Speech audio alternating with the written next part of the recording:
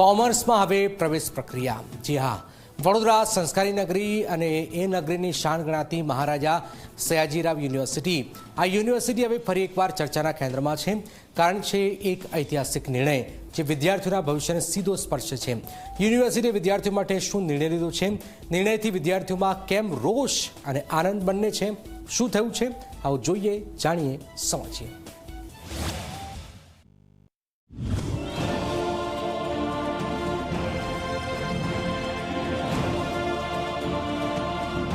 વર્ષોથી મેરિટના આધારે પ્રવેશ આપતી એમએસયુની કોમર્સ ફેકલ્ટીમાં હવે એન્ટ્રન્સ પરીક્ષા ફરજિયાત બનશે. હા, ઇતિહાસમાં પહેલીવાર કોમર્સમાં એડમિશન માટે વિદ્યાર્થીઓને પરીક્ષા આપવી પડશે. યુનિવર્સિટીના નિર્ણય બાદ હજારો વિદ્યાર્થીઓમાં ઉત્સાહ સાથે અનિશ્ચિતતા પણ જોવા મળી રહી છે. યુનિવર્સિટીમાં ઉત્તરોત્તર દરેક વખતે કંઈક ને કંઈક નવા સ્ટેપ લેવાયા છે. એમાં આપણા શિક્ષણની સ્તર સુધારવા માટે વિદ્યાર્થીઓમાં જેને એનઈપીમાં જે કીધું છે કે મલ્ટી ડાયમેન્શનલ પર્સનાલિટી અને એ લોકો પાસે મલ્ટીનેશનલ આઈડિયાઝ પણ હોવા જોઈએ, દુનિયાભરની જાણ પણ હોવી જોઈએ, માહિતી હોવી જોઈએ.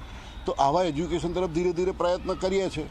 ઘણું બધું સુધારવાનો પ્રયત્ન કરીએ છીએ, એડ કરવાનો પ્રયત્ન કરીએ છીએ. છોકરાઓને જેને કહેવાય ને કે જનરલ નોલેજ માટે થોડીક અવેરનેસ હોય, છોકરાઓમાં ક્રિટિકલ ઇવેલ્યુશન કરવાની થોડીક આવડત જેવું હોય, અથવા તો એના માટે એમની અવેરનેસ ખાલી હોય, આ બધું ધ્યાનમાં રાખીને આ એન્ટ્રન્સ એક્ઝામ વિચારી છે. એક તરફ યુનિવર્સિટી આ પગલાંને ક્વોલિટી એજ્યુકેશન તરફનો મોટો ફેરફાર ગણાવે છે. સાથે કોમર્સની 300 બેઠકો વધારવામાં આવી અને 95% બેઠકો સ્થાનિક વિદ્યાર્થીઓ માટે અનામત રખાઈ છે. વડોદરા શહેરમાં જે એમએસ યુનિવર્સિટી ફેકલ્ટી ઓફ કોમર્સમાં ગયા વર્ષે આપ્યા હતા એના કરતાં 300 એડમિશન વધારે આપવાનો છું. એટલે એડમિશનની કોઈ તકલીફ થવાની નથી કોઈ પણ સ્ટુડન્ટને. એક વાત છે. બીજી વસ્તુ, આની પાછળ કોઈનો પણ કંઈ પણ ઇન્ટેન્શન હોય, મારો ઇન્ટેન્શન એક વિદ્યાર્થીને પહેલેથી ખબર પડે કે હું એમએસ યુનિવર્સિટીમાં એને પોતાની એક યુનિવર્સિટી સારી યુનિવર્સિટી છે એવું એને ફીલ થાય અને એનામાં પોતામાં જે જરૂર છે ક્રિટિકલ ઇવેલ્યુશન, જનરલ નોલેજ, આ બધા વિશે પણ અવેરનેસ આવે. આજે ન કહેવું છે પણ ઘણી બધી જગ્યાએ એવું છે કે છોકરો એડમિશન લેવા પણ નથી આવતો, લીધા પછી પણ નથી આવતો. તો મારે એને રેગ્યુલર આવતો પણ કરવાનો છે. ભણવા સિવાય જે ક્લાસરૂમમાં સિલેબસ સિવાય પણ મારે વિદ્યાર્થીઓને વધારાનું કંઈક આપવાનું છે, એ નક્કી છે. બીજી તરફ વિદ્યાર્થી નેતા આને હિટલર શાહી કહી રહ્યા છે. તેમનો આક્ષેપ છે કે રાજ્ય સરકારના GCAS પોર્ટલ હોવા છતાં એમએસયુએ પોતાની અલગ પ્રક્રિયા લાદી દીધી છે.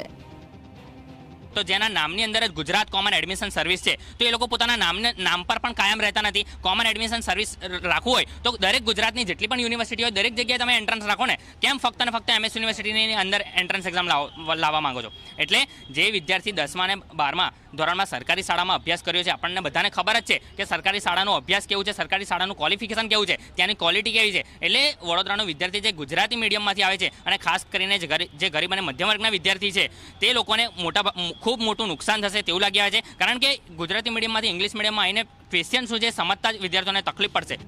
ખાસ કરીને સરકારી શાળાઓમાં ભણતા વિદ્યાર્થીઓ માટે આ પરીક્ષા એક મોટો પડકાર બની શકે છે.